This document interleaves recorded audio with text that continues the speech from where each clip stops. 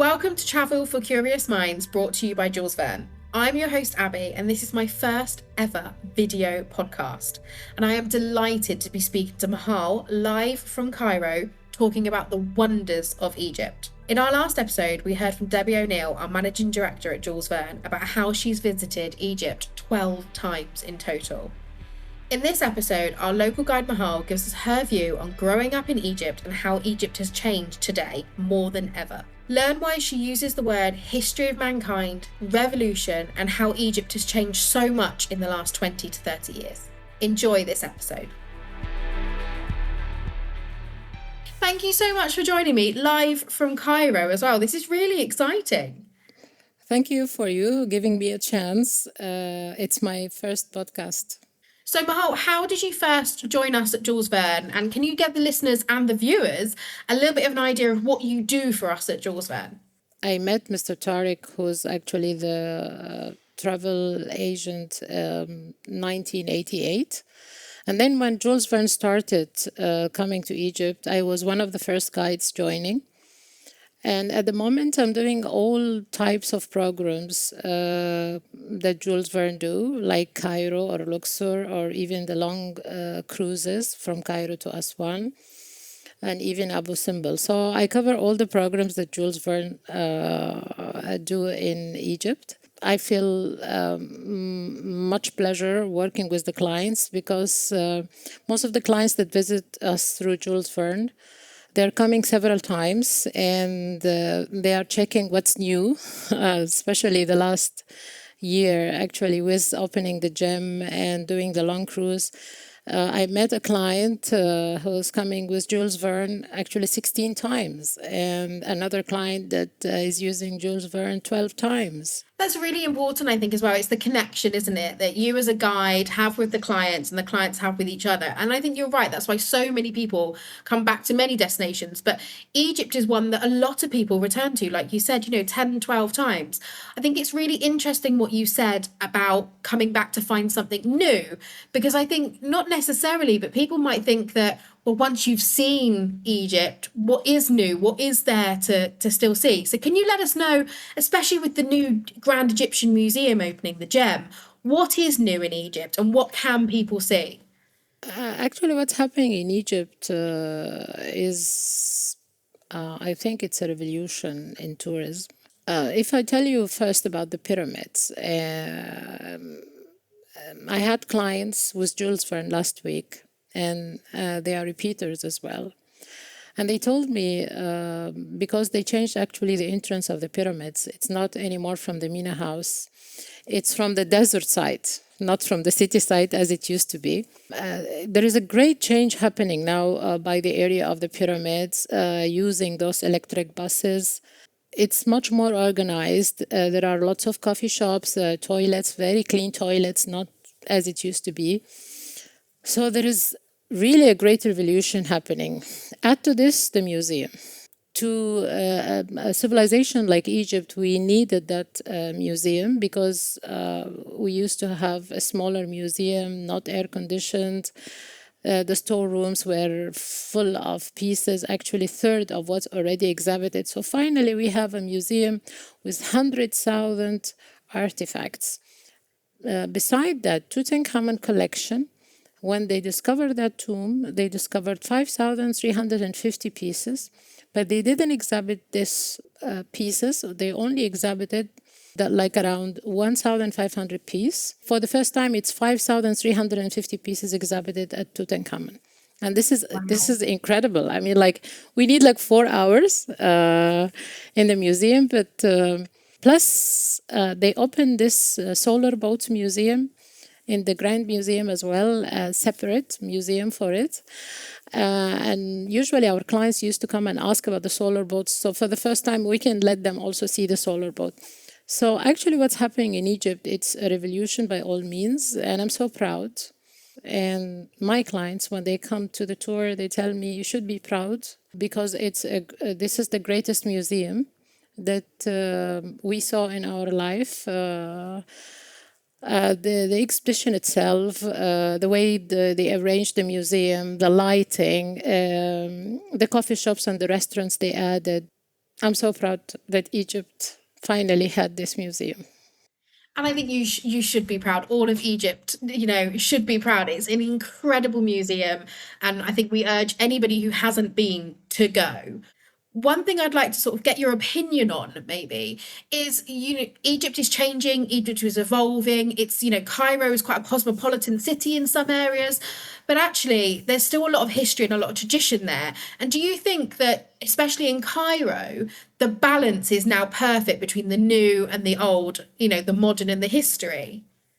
I will tell you something very strange, Abby, which I tell to my clients. You're not here to visit Egypt. You're here to visit the heritage of mankind.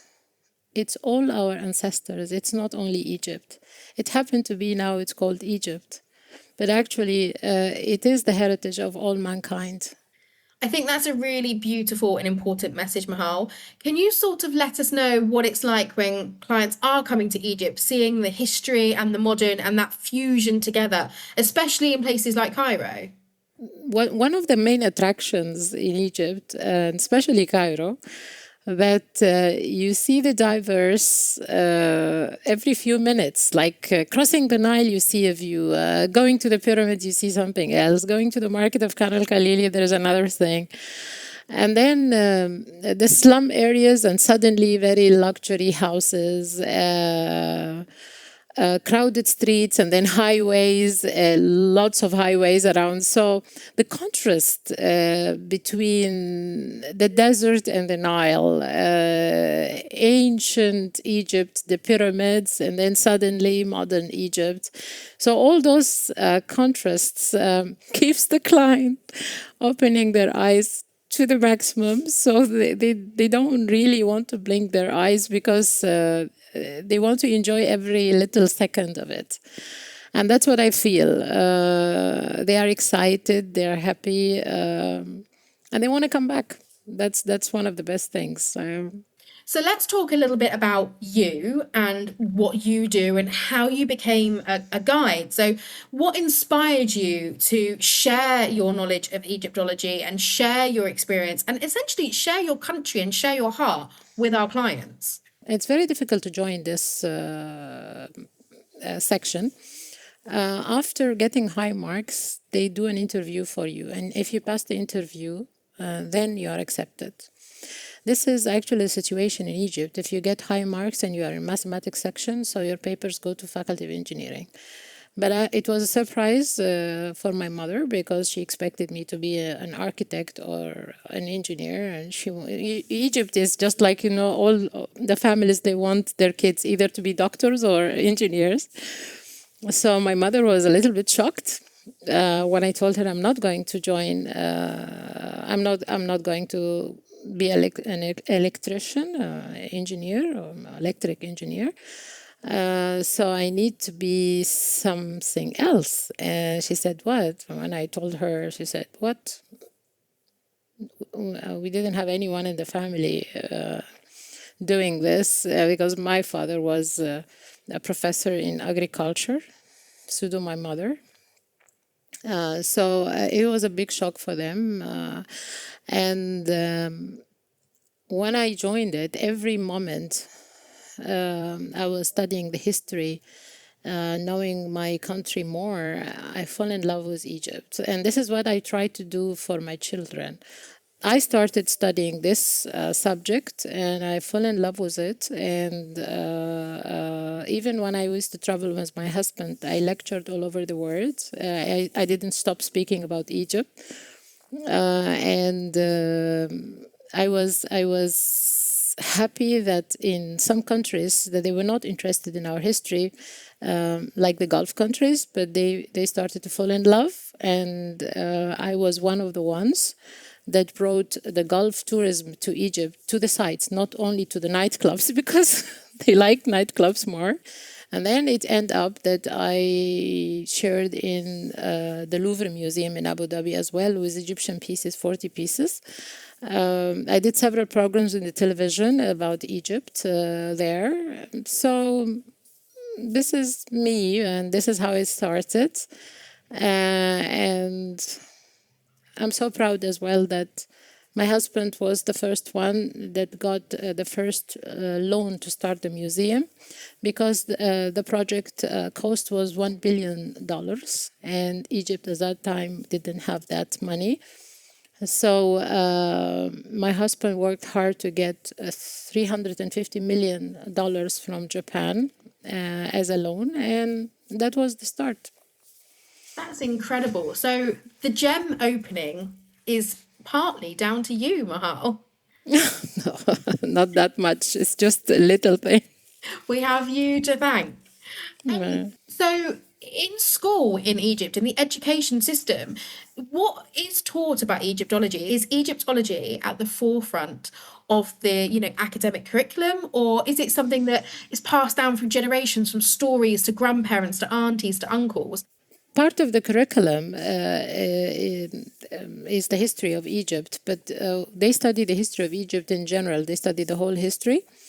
But I found by opening the Grand Museum and also doing those kind of development that happened by the pyramids, it attracted the Egyptians themselves. And I'm so proud now, nowadays you'll find every weekend there is a great crowd in Egypt, although the tickets are not cheap for the Egyptians and they are coming from the countryside.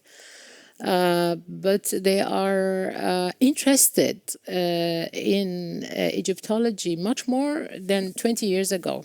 So it seems that not only the curriculum, I think the social media is doing a great job concerning attracting the Egyptians to their history. And they started now to feel the importance of knowing their history more than before, to be honest. Mahal, you've recently come back from a Jules Verne trip, which was completely filled with female solo travelers. And I think it must have been amazing to share stories and speak to women who were traveling to Egypt for the first time, and some of them were repeat travelers. But what was so special about that trip with these strong, independent female travelers?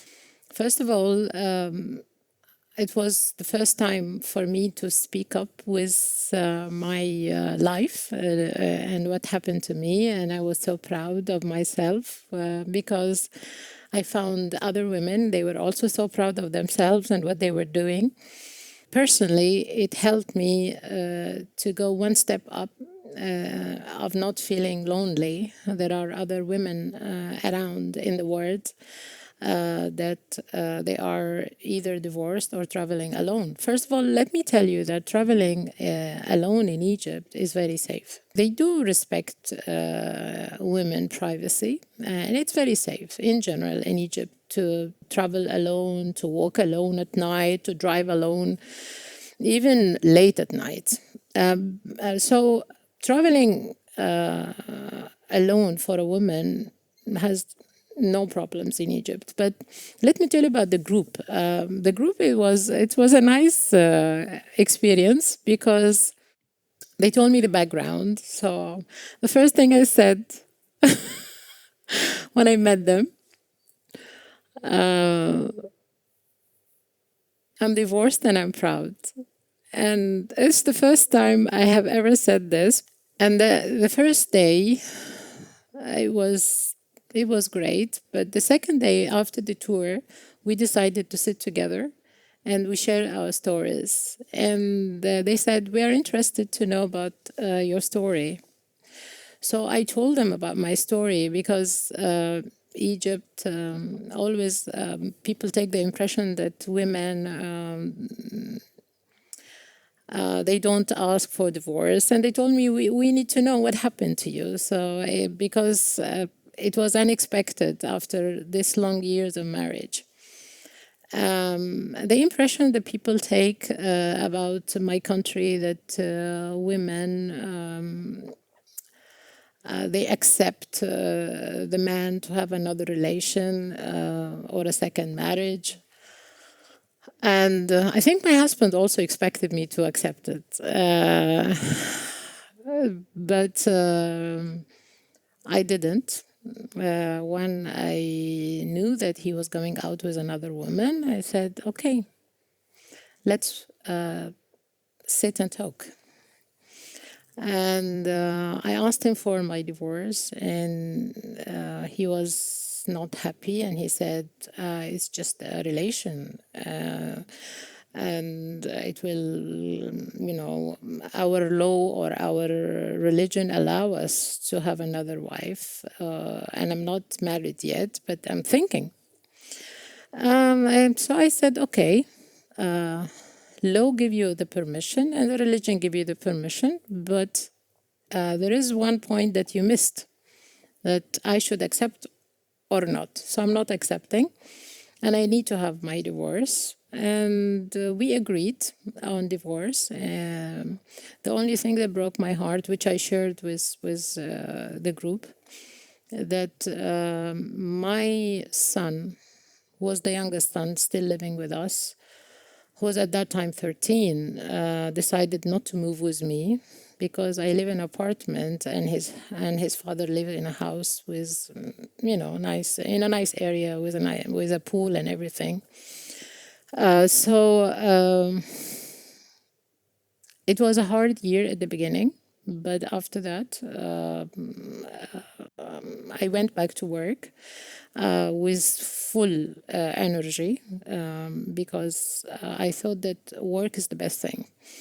And I shared this with the group, and they were like asking lots of questions. They couldn't believe that on the other side of the world, there are stories of divorce. Yeah, Egypt is changing, and the rate of divorce is very high right now in Egypt because women are changing. They don't accept another relationship in their life. They are more independent than they used to be. So it was a great experience. We had every day a time after the tour to sit and share our stories. It was one of the best tours I have ever did in my life, and we were dancing all the time. I've seen the videos. I've seen videos of you dancing. I've seen videos of sharing stories over tea and things like that. It sounded like an incredible group. So that's not taken away from all of the other departures that you've done with amazing clients and amazing groups before. But I get the sense that this was a really special group of, solo female clients.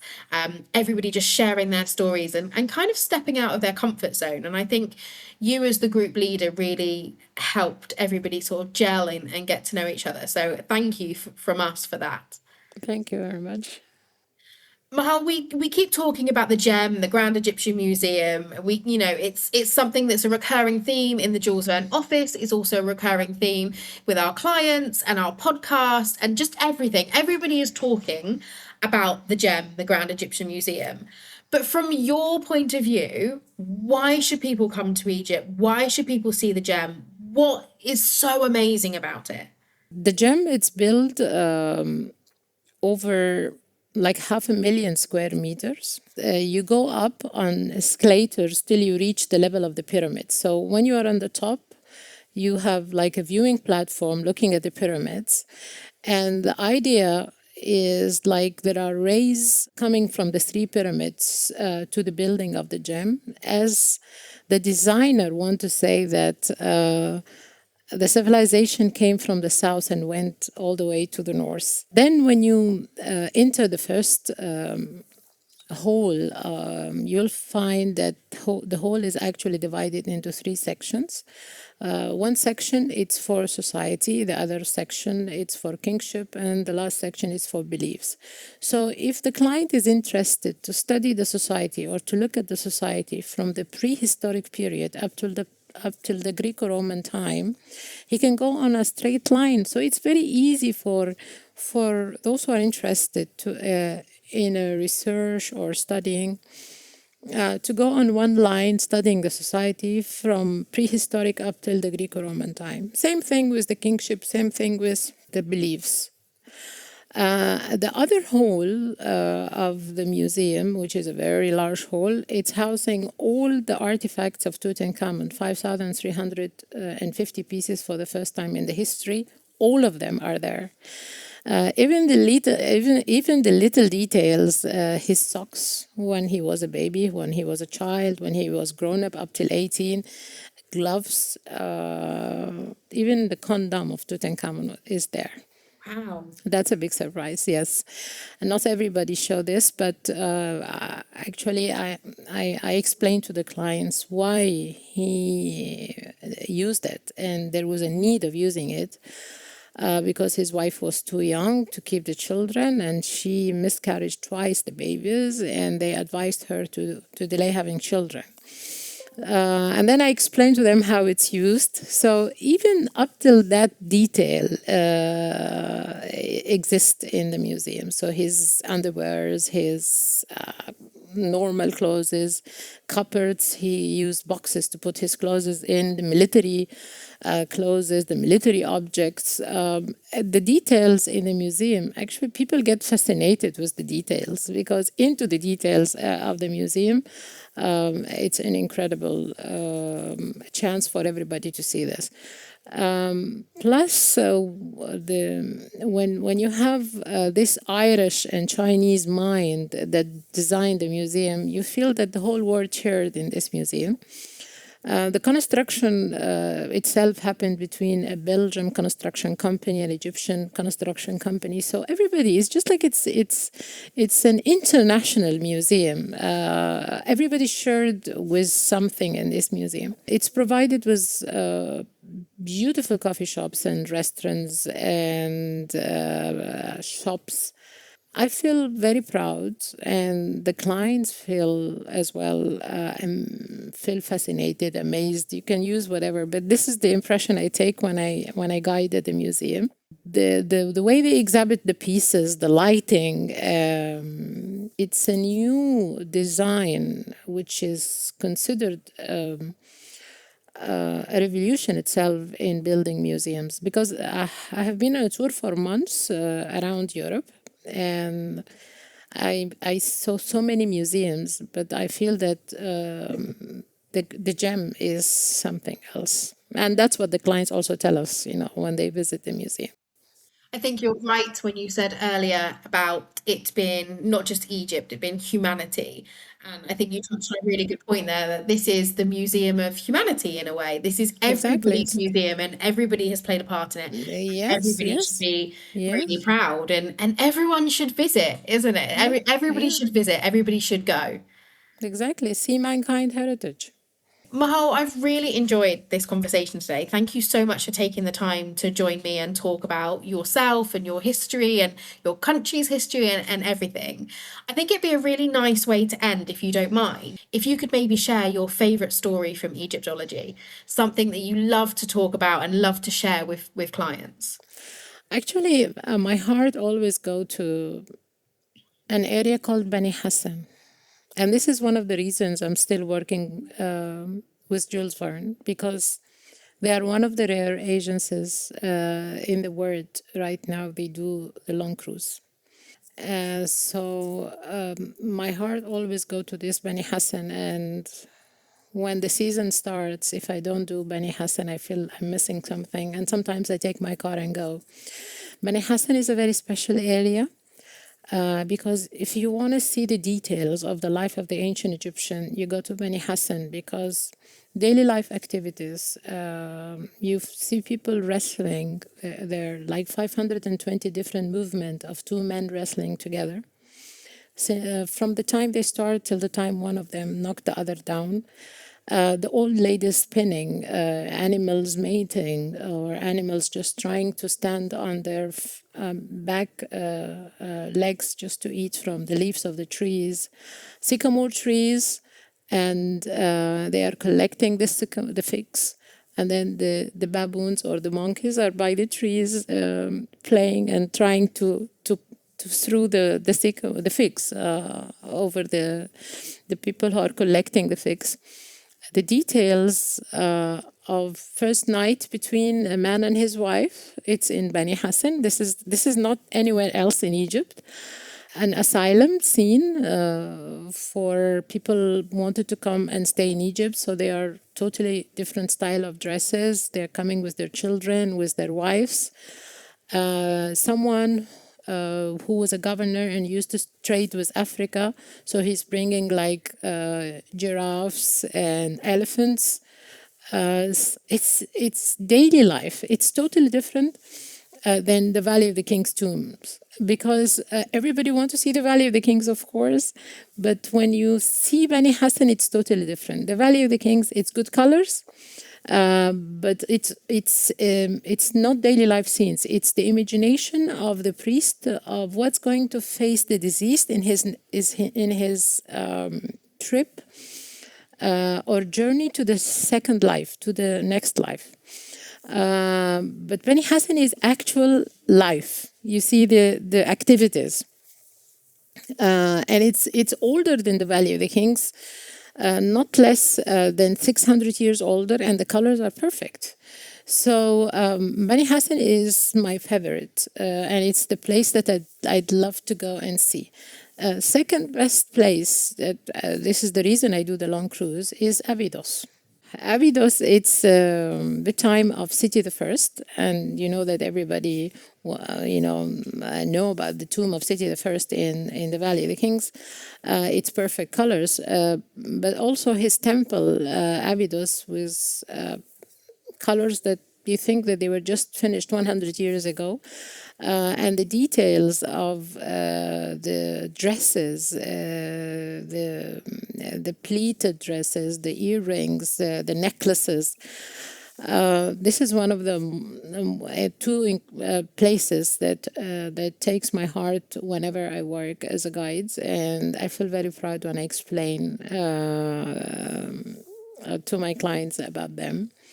And the last comment I hear always from my clients: "You love Egypt. We can see it." And it's just like those are the two places that I really want to do the long cruises all the time because of them. I feel very comfort when I work on a long cruise. It's really special, and thank you so much for sharing that with us. And you're right, I'm lucky enough to have been, and the etchings and the carvings are completely different, and it really does show you what life was like and that history, and a completely different side to, the pharaohs, the kings, and the afterlife. It's really, really special. So thank you for sharing that with us, and thank you for joining me today. I've really loved this conversation, and I really hope our listeners and our new viewers will enjoy it and love it too. Yeah, welcome anytime.